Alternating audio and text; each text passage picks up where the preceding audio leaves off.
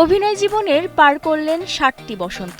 মঞ্চ থেকে শুরু, টিভি নাটকে তার উপস্থিতি ছিল চোখে পড়ার মতো। তার পরের গল্পটা সিনেমা আর নির্মাণ নিয়ে। যেখানে হাত দিয়েছেন সেখানেই পেয়েছেন সফলতা। বলছিলাম বিশিষ্ট অভিনেতা ও নির্মাতা তৌকির আহমেদের কথা।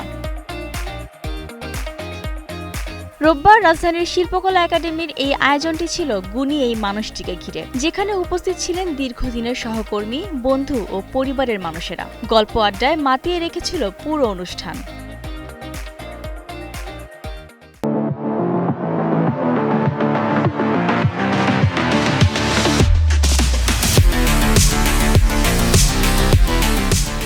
ছয় দশক পেরিয়ে তৌকির আহমেদ শীর্ষক এই অনুষ্ঠানের মধ্যমণি ছিলেন তৌকির আহমেদ নিজেই। দিনব্যাপী এই আয়োজনে ছিল নাচ, গান, চলচ্চিত্র আর নাটক প্রদর্শনী।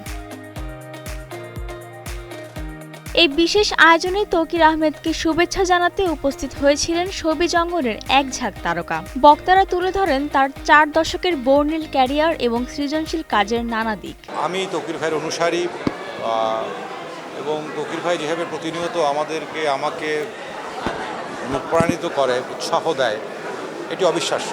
মানে তৌকির ভাই সবসময় যেটা বলেন যে রনক, হাতে সময় নেই, অনেক কাজ করতে হবে, এবং সেই কাজটা শুধু তথাকথিত জনপ্রিয় কাজ নয়, যে কাজ এদেশের মানুষের জীবনবোধে, শিল্পবোধে নতুন ভাবনার জন্ম দেয় এবং আগামীর মানুষ গঠিত হয় বা তার ছাপ থাকতে পারে, এরকম কাজ করতে হবে। সেই যে তখন থেকে তিনি ডিরেকশন দিচ্ছেন, কি মঞ্চে, কি টেলিভিশনে, কি চলচ্চিত্রে, উনি কিন্তু ওনার সিগনেচার নিয়ে এগিয়ে গেছেন। এবং উনি কিন্তু আজকে গত মাসের তার জন্মদিন ছিল, তার ৬০ বছর পূর্ণ হয়েছে, এবং ওটারকে ধরে ৬০ বছর ধরে তৌকির আহমেদের যে এই অভিনয় শিল্পী সংঘ এবং নাট্যকেন্দ্রের যে এই উদ্যোগটা, এটা আমার কাছে আরও ভালো লেগেছে। শিল্পী তো কাজ দিয়েই দর্শকের কাছে গ্রহণযোগ্য হয়, জনপ্রিয় হয়।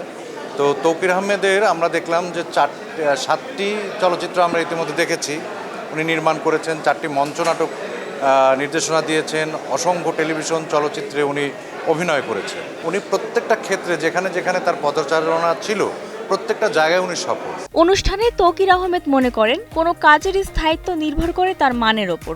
কাজের স্থায়িত্ব তো নির্ভর করে তার কোয়ালিটির উপরে।